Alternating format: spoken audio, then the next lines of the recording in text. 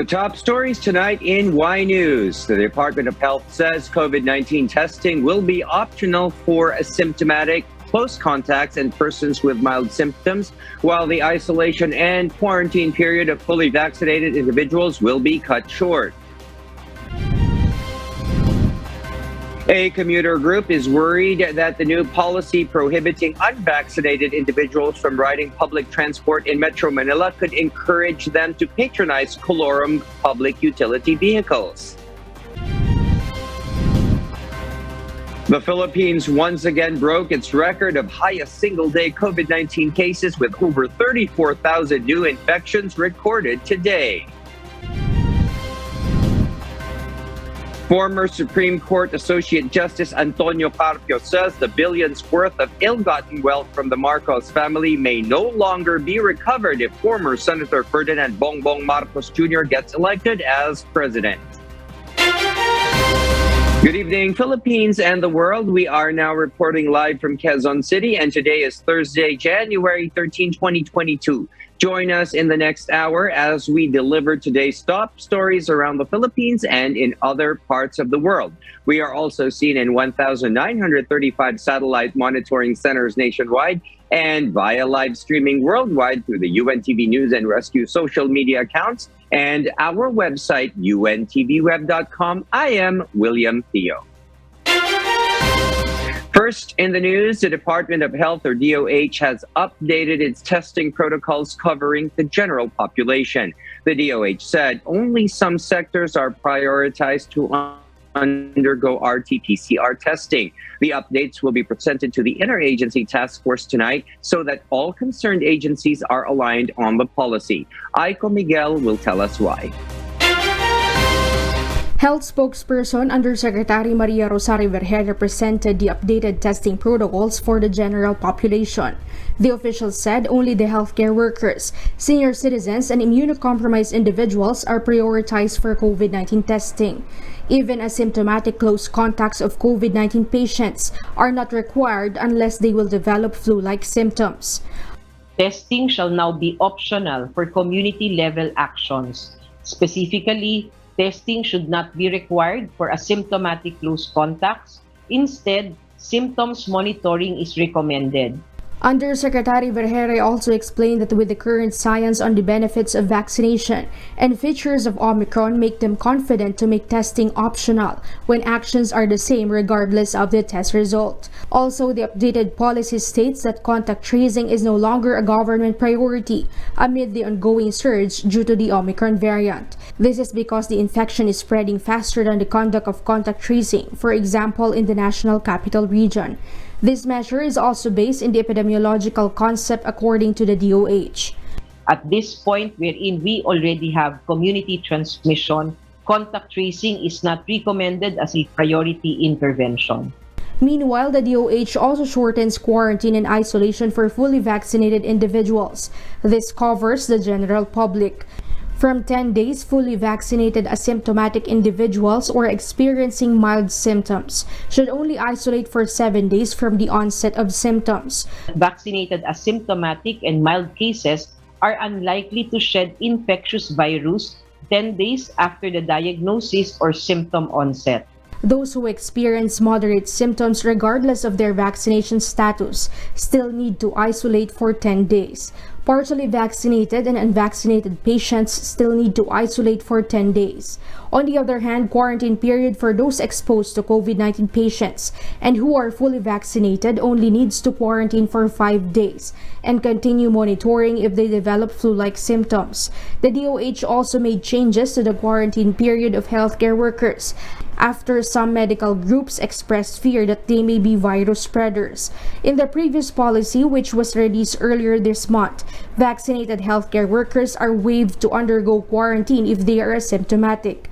Under the new policy, health workers must undergo a 5-day quarantine. The DOH explained these changes were crafted based on the behavior of the Omicron variant. Aiko Miguel, UNTV News and Rescue. We serve the people, we give glory to God. Meanwhile, a commuter group expresses their concern that prohibiting unvaccinated individuals from riding public transport in Metro Manila may cause a bigger problem.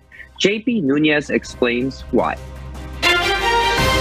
With the new policy of the Department of Transportation that will restrict unvaccinated individuals in public transportations in Metro Manila, a commuter welfare group fears that unvaccinated commuters may resort to colorum public utility vehicles. Filipino Society and Development Advocates Commuter Consumer or PASADA CC explains that this might cause transmission of COVID-19 as colorum vehicles do not exercise proper health protocols and they failed to be regulated by the IATF guidelines. Baka doon sa colorum magkaroon ng pagkalat o kaya outbreak itong disease sapagkat hindi naman ho na-monitor ng pamahalaan yan. Hindi rin sila nagsasagawa ng mga IATF health protocols. So paano ho nila masisigurado na yung mga commuters natin na binibiktima nila araw-araw unvaccinated or vaccinated? They agree on the memorandum of the DOTR to help prevent the spread of COVID-19 to commuters and drivers. However, they call on the DOTR to also encourage more public utility vehicles to operate while other traffic law enforcement agencies ensure colorum vehicles will be apprehended.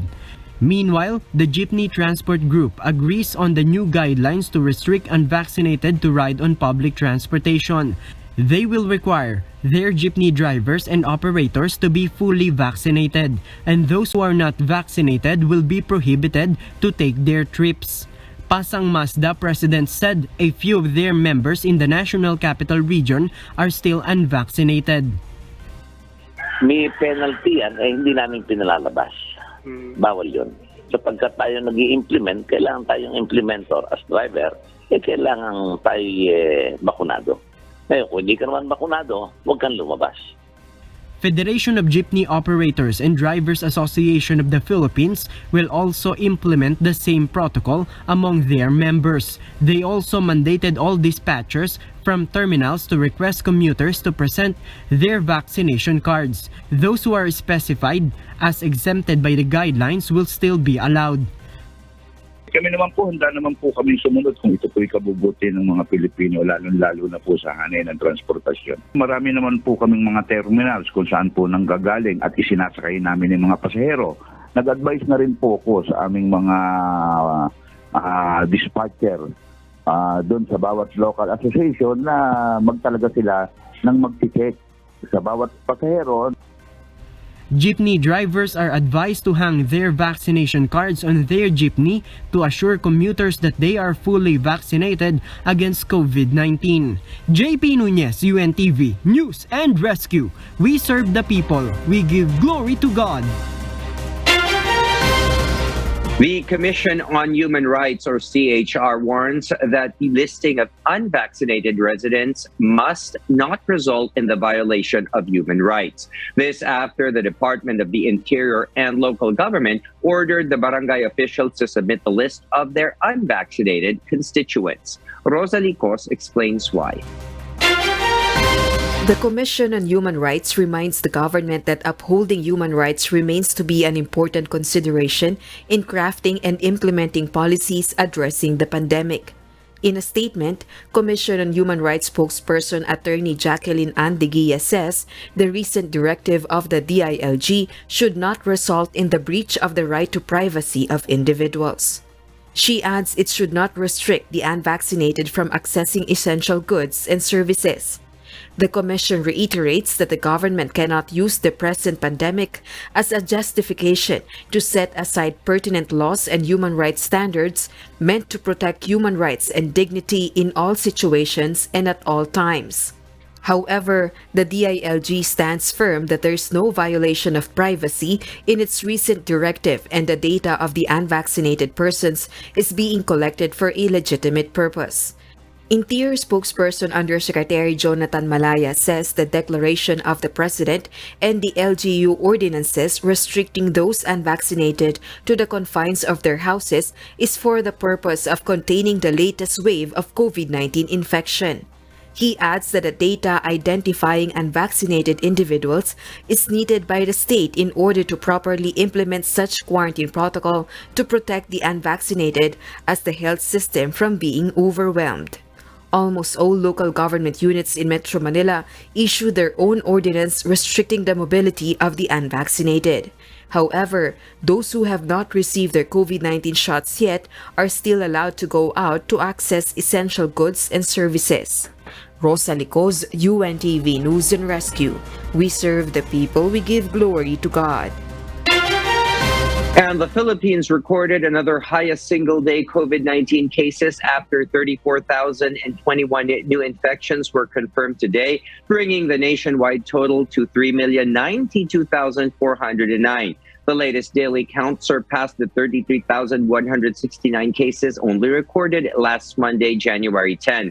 The new cases brought the total number of active infections nationwide to 237,387 based on the data of the Department of Health, or DOH. Of these active cases, 225,408 are mild, 7,332 are symptomatic, 2,881 are moderate, 1,468 are severe, and 298 are critical. The tally of recoveries reached 2,802,286 with 4,694 new survivors. On the other hand, 82 more deaths were recorded, raising the death toll to 52,736. Meanwhile, the overall global COVID-19 caseload count has topped to 317,166,137, while the deaths have surged to 5,513,550, according to the Johns Hopkins University. The United States is the worst hit country with the world's highest number of cases and deaths at 63,203,443 and 844,562 respectively. In terms of infections, India follows with 36,317,927 cases and 485,035 deaths. In terms of deaths, Brazil comes second with 620,641 fatalities. Several hospitals in the National Capital Region has reached 8% hospital utilization rate. Despite this, the Department of Health assures the hospital utilization rate in the region remains manageable. Eileen Cerudo will tell us why live. Eileen, good evening. Go ahead. Good evening, William. The total hospital utilization rate in the National Capital Region is still at 60%. Treatment Czar and Department of Health Undersecretary Dr. Leopoldo Vega remains optimistic that these numbers are no longer as drastic compared to last year, where the surge of cases matches the increase of hospital utilization rate. Itong pagtaas ngayon ng itong January nito, nakita namin na hindi na pareho ang trajectory ng pagtaas ng bilang ng kaso.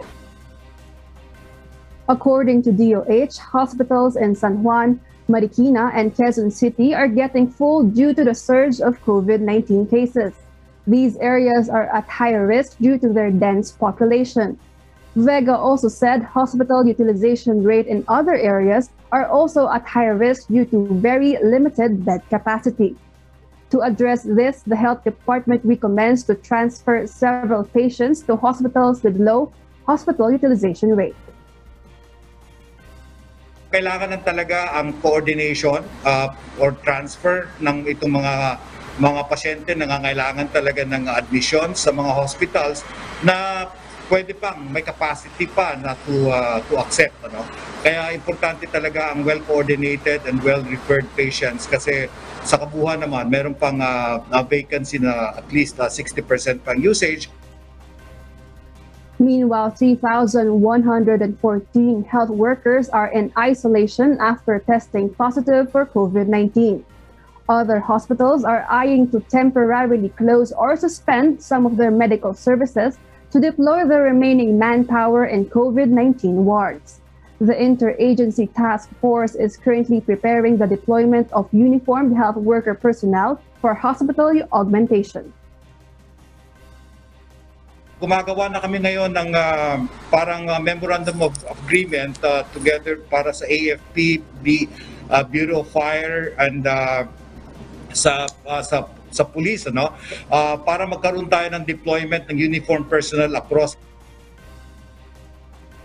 Local government units are coordinating with hotels to again operate as isolation facilities. The DOH is still not recommending placing NCR under alert level 4 since the total hospitalization rate in the region is still under 70%. And that is the latest update. Back to you, William. Yes, thank you very much, Eileen Cerudo, reporting live.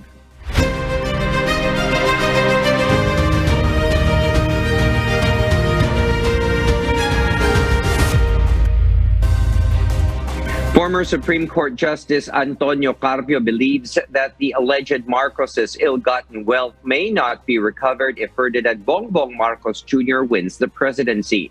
Dante Amento tells us why. Isang bayan convener and retired Supreme Court Senior Associate Justice Antonio Carpio argues that presidential aspirant Ferdinand Marcos Jr. will bar any effort to recover the alleged ill-gotten wealth of his family if elected president. Carpio added over 100 billion pesos of Marcos's assets is still part of the alleged ill-gotten wealth. To date, some 174 billion of ill-gotten wealth has been recovered by the PCGG from the Marcoses and their cronies. The PCGG expects to recover another 125 billion, the amount that is still under litigation as of September 2021. Carpio also believes that Bongbong Marcos will probably abolish the Presidential Commission on Good Government or PCGG, which is primarily tasked to recover the ill-gotten wealth accumulated by his family. He also stressed Marcos will not pay the 203 billion pesos estate tax in favor of the government, though there is already an order from the court. If Bongbong Marcos becomes president, I do not expect the 125 billion to be recovered anymore. The first thing he'll do, he'll probably abolish the PCGG. And there's a bigger problem because he owes the government 203 billion pesos as of now for the estate tax. If he becomes president, lalo na. Goodbye na yan. And that 203 billion, if you do not collect that within 5 years, you do not send even a demand letter, that prescribes. Hindi mo na makolekta yan. Meanwhile, BBM spokesperson Attorney Vic Rodriguez says they will not respond to the so-called purely speculative scenario by Carpio, which seeks divisiveness instead of national unity. It also resulted in filing of some nuisance petitions against presidential aspirant Bongbong Marcos, because its purpose is really to incite intrigue. Dante Amento, UNTV, News and Rescue. We serve the people. We give glory to God.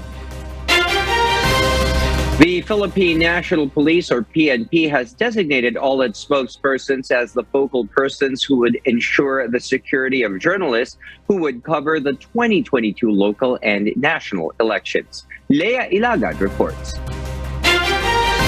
The Department of the Interior and Local Government, or DILG, directed the police to protect members of the media who will possibly face threats and intimidation during the 2022 election period.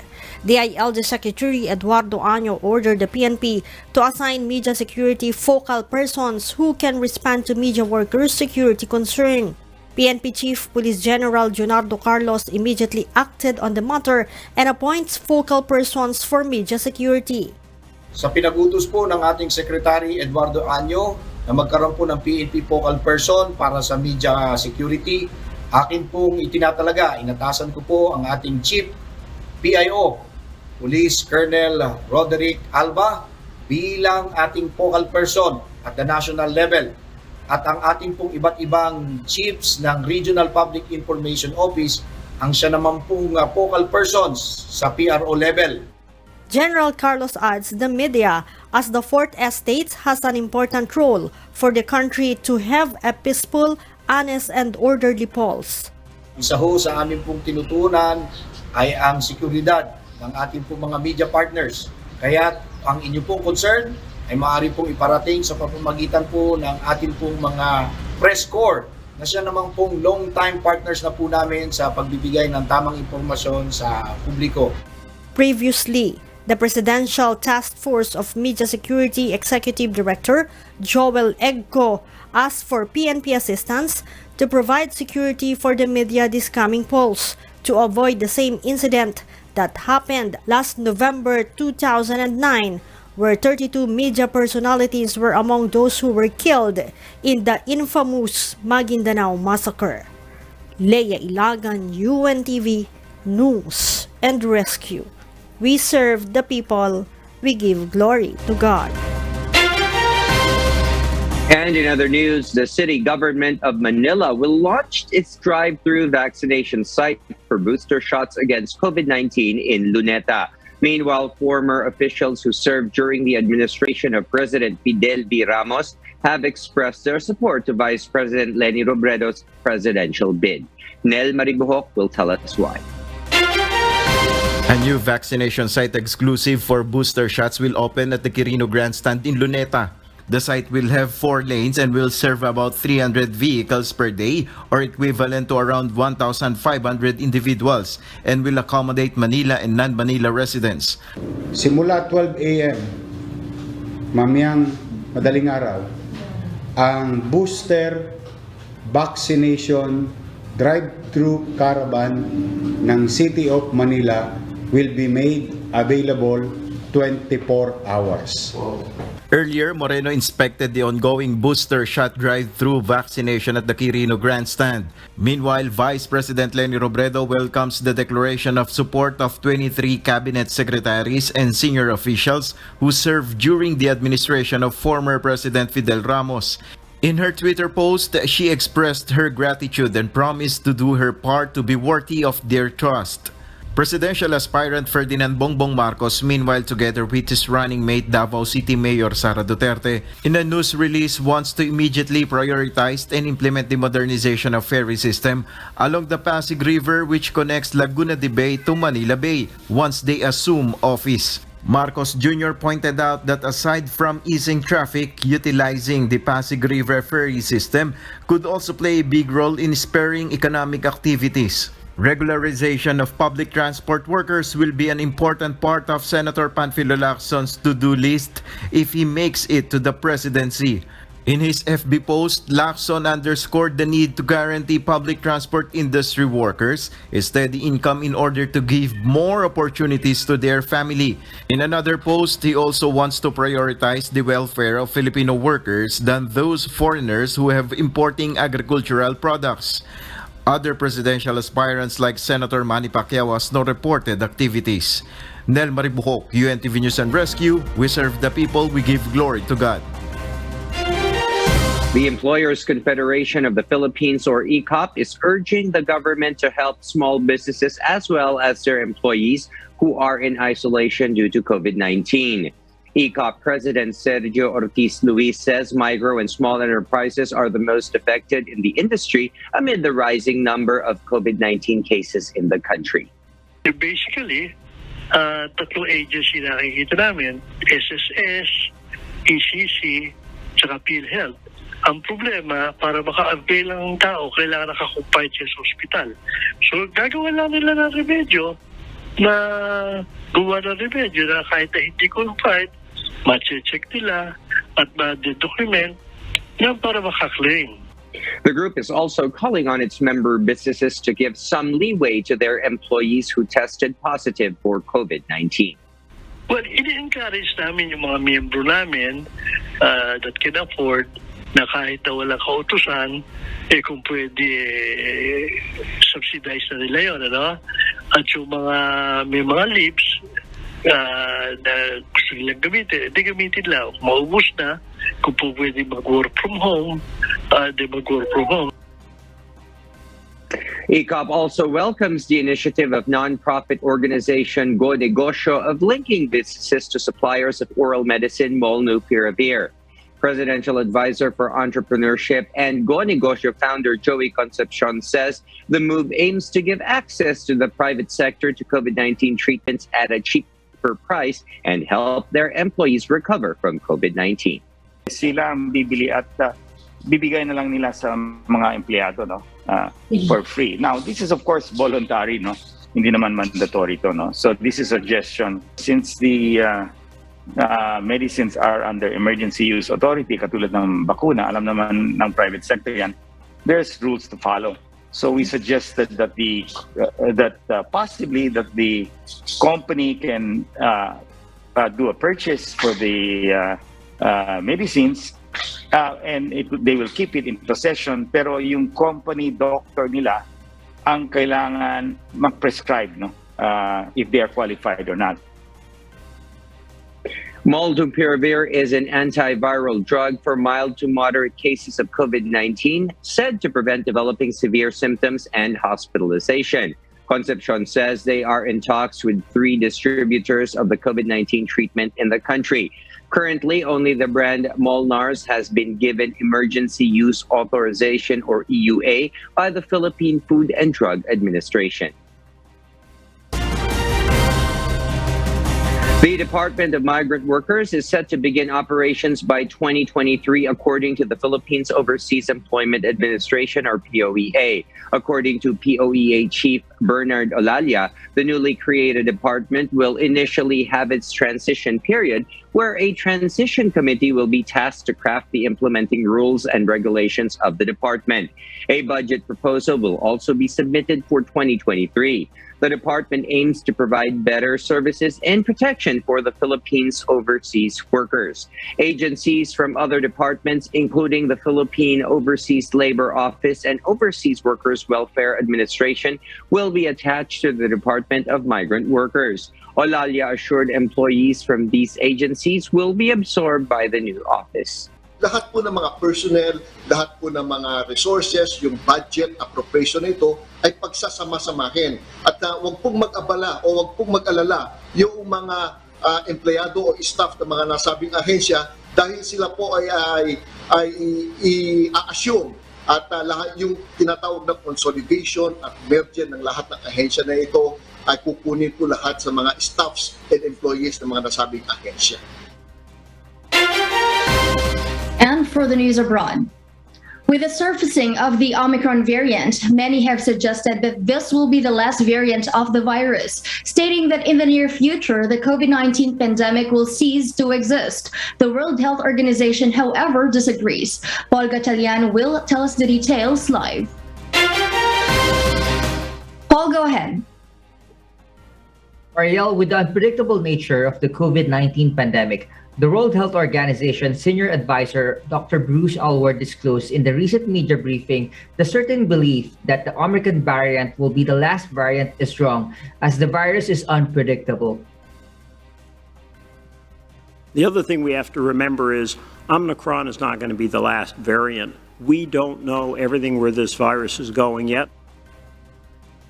This belief belongs to a group of people who intend to reach herd immunity and let the Omicron variant immunize the world. However, Dr. Bruce Aylward warns it is wrong choice to aim for herd immunity since the risk of this approach comes at a price. People are going to pay the price. They're going to be the healthcare workers trying to manage the system. They're going to be the older people who are going to die, as Michael said previously, due to the surging disease. They're going to be the other people who cannot access services that they need. The severity of the Omicron variant was also expressed by Dr. Michael Ryan, WHO Executive Director, urging people not to dismiss the Omicron variant as a mild disease, as while it is less severe, it is still responsible for hospital admissions, putting patients in intensive care units, and even cause death. While Omicron may be less severe as an individual virus infection in an individual, that this does not mean this is a mild disease. And there are many, many people around the world as we speak in hospital, in ICUs, on ventilators, gasping for their breath, on oxygen. Dr. Maria Van Kerkhove, COVID-19 technical lead for WHO, also reiterated the urgency to follow the guidelines which are set out by the agency, as they can prevent the worst predictions of cases coming out of different modeling. certainly, if we allow this virus to continue to spread as it is, we will see higher numbers of cases in the coming weeks. I think the point of us sitting up here and speaking every day and doing these press conferences, issuing guidance, issuing strategies, is that we have tools at hand that can prevent something. Currently, many countries have now chosen to live with the virus and have eased most restrictions, which contributed to the existing surge of cases in the last 7 days of over 15 million cases recorded. Marielle? Thank you, Paul Gatalian, reporting live from New Zealand. Starting from April this year, Thailand will be charging foreign visitors with $9 to enter the country. Maeve and Dog will tell us why live. Yes, Maeve, good evening. Marielle, Thai officials made the announcement of the $9 entry fee yesterday as the country seeks to repair its tourism sector. According to Tourism Authority of Thailand, Governor Yuthassak Supason, the fees will be used to revamp local tourist attractions and fund an insurance program for foreign tourists. Thailand's Ministry of Tourism and Sports forecast tourism revenues at $39 to $54 billion this year, of which $24 billion is expected to come from foreign visitors. Under the country's sandbox scheme, fully vaccinated travelers will spend 7 nights in one of the 4 destinations, then move anywhere else in Thailand if they test negative for COVID-19. On the other hand, those who are not fully vaccinated are still required to quarantine for a period of 10 to 14 days. Marielle? Maeve, how many tourists does Thailand expect to have this year? Marielle, according to the ministry's forecast, Thailand expects to have an estimated 5 million foreign tourists this year. That is if the current travel patterns remain the same. Although this estimate, Marielle, is down from nearly 40 million that Thailand sees every year before the pandemic. But if the situation or arrivals also improve from China, India, and other neighboring countries, the tally could rise to 15 million. Back to you, Marielle. Thank you, Maeve and Dog, for that live report. And those are the reasons behind the news in other parts of the globe. I am Mariela Toza reporting live from Perth, Australia. Good evening.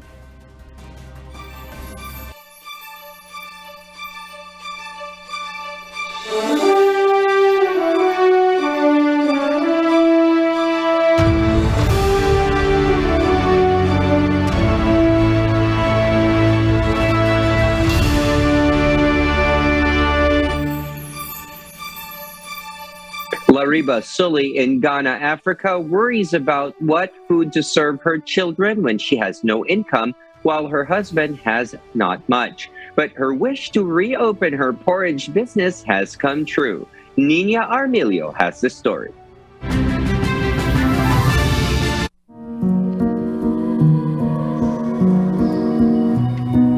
Me feel kurana baadi. Because I'm baba feel my junior nyinano. Me who are someone baba feel. Baba feel no kurana nyina so hweme. To say me ban me disque.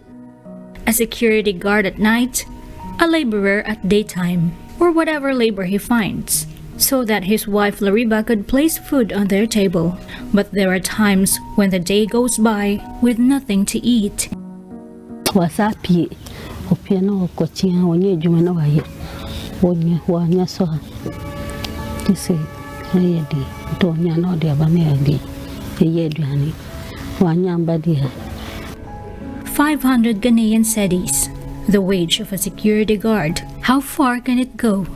Lariba used to sell porridge, the capital of which she just borrowed. She could give their children food and other personal things. But later on, Lariba needed to shut down her food store because of high blood pressure and heartburn. But as she sees it, the mother of 5 needs to work again in order to help her husband bring money to the family, especially that 2 of their children go to school. Her only wish is capital for her food store.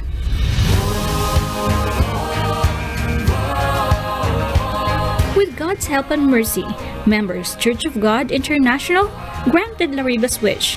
Now she has millet and other ingredients for her porridge, plus other goods to sell.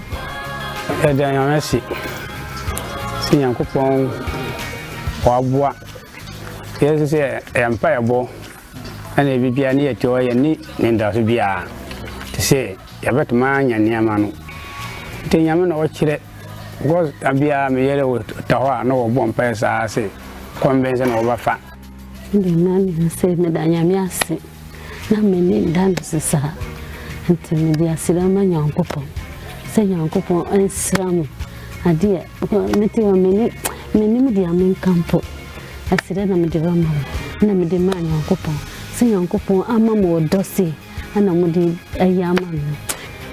It is through Jesus Christ that Members Church of God International is able to carry out such great deeds of the Lord.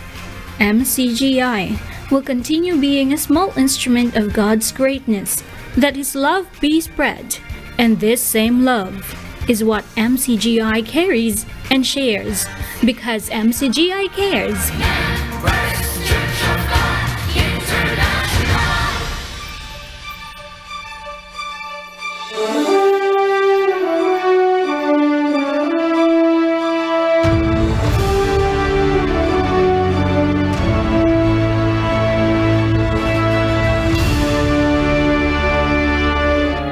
And before we close, we will leave you with the word giving glory to God from the book of Psalms, chapter 7, verse 10. It says, "My defense is of God, which saveth the upright in heart."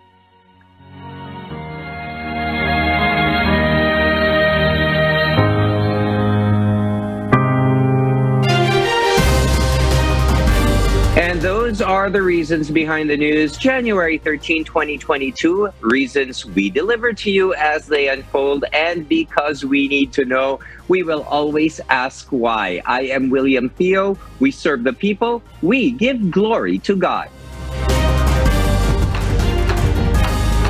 Testing shall now be optional for community-level actions. Specifically, testing should not be required for asymptomatic close contacts. Instead, symptoms monitoring is recommended.